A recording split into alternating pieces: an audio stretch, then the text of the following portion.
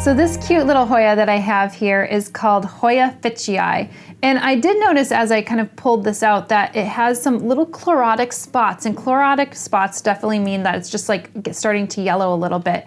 And I'm not exactly quite certain what that's from, but I do have to say that this is pretty close to my southwest facing window, and Hoya in general don't usually like to be kind of in intense light, and this might be getting a little bit more too intense light for this particular species. So I'm going to be pulling this plant a little bit further away.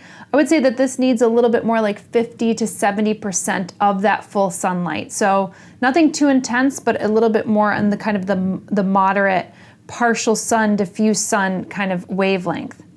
Now, this was a cutting I got about 2 years ago. It hasn't flowered for me yet, so I'm really looking forward to that. And you could see that I actually have this in a pretty well-draining mix, and it's usually because like most Hoya are actually epiphytic, which means that they're growing on something else. So I generally have something a little bit more higher in peat and perlite. This particular species, I should say, is actually native to the Philippines, and many of the plants that are from the Philippines require a little bit more moderate humidity. If you give this a little bit more moderate to high humidity, then I think that it would really enjoy that.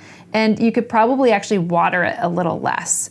In fact, I am growing this pretty close to my southwest facing window, which again, I'm probably going to pull it back a little bit more. But because of that, I am trying to water this a little bit more because I do notice that it actually dries out relatively quickly.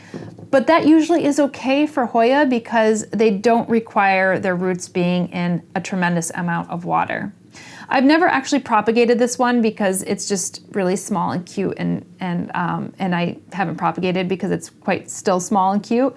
But you could actually, I'd say that this one's a relatively easy one to propagate. You just get a couple nodes in there and you could put it in some moist sphagnum or some water and probably propagate relatively readily.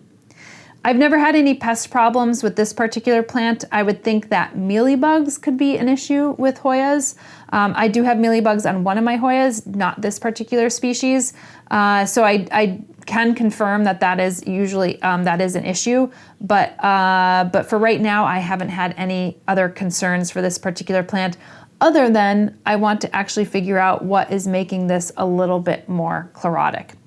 I guess that brings me to fertilizing. Now, Hoya are not intense feeders, so I generally give my Hoyas a bit more of an organic fertilizer. So it's super gentle. I do that on a biweekly basis. And if you are going to be fertilizing with a synthetic fertilizer, I would say that you could actually cut it in half. So if it's a ½ teaspoon per gallon, I'd say a ¼ teaspoon per gallon. And you could also cut it in half, so not on a biweekly basis, but also like on a monthly basis. And I think your Hoya will appreciate that, including this Hoya fitchii.